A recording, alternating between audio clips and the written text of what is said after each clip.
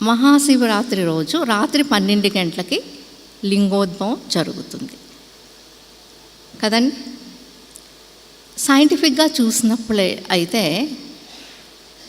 ఏ టైంలో అయితే మనము లింగోద్భవం జరుగుతుంది అని అనుకుంటున్నామో ఆ టైంలో అంటే ఎప్పుడు కూడా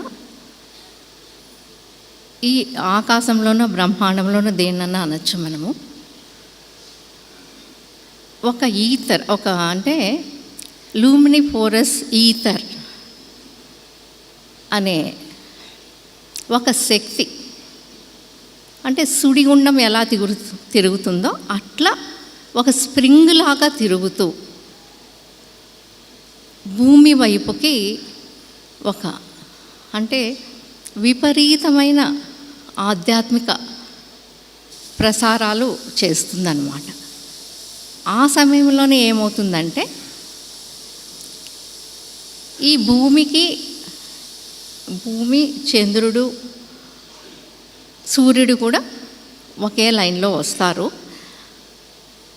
ఈ శక్తి భూమికి ఆపోజిట్గా కిందకి దిగుతుంది.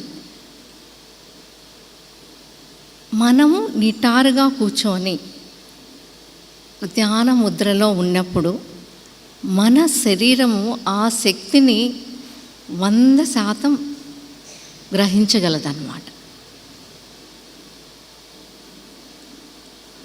పోనీ అందరూ అనుకోవచ్చు, సరే మిగతా సమయాల్లో ఆ శక్తి భూమిపైకి రాదా అంటే వస్తుంది.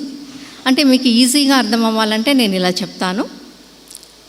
ఎప్పుడు ఆ శక్తి ప్రసారాలు భూమిపైకి వస్తూ ఉంటాయి, కానీ మామూలు రోజుల్లో ఆ శక్తి ఒక సైకిల్ వేగంలో వస్తుంది.